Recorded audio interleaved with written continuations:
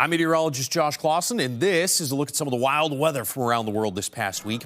As the UK baked in a third heat wave of this summer, a new climate report shows that record-breaking heat and heavy rain are happening more often. The UK has been warming at about 1/4 of a degree per decade since the 1980s, and the number of days 10 degrees above average has quadrupled.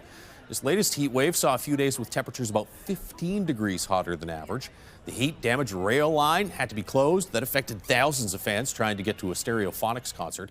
As well, a number of sporting events were canceled or postponed. At Wimbledon, no cancellation, but they did tie the record for the hottest women's final as temperatures hit 31 degrees.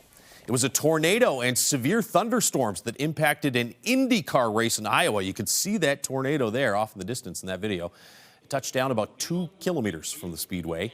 This happened during Friday practice sessions. Thousands of spectators were sent to shelter, and the practice sessions were canceled.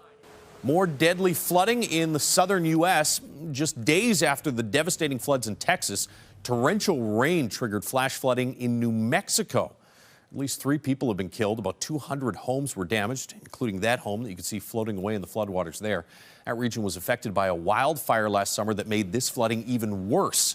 Fire scars can't absorb as much rain, and this storm dumped nearly 9 centimeters of rain in just 90 minutes.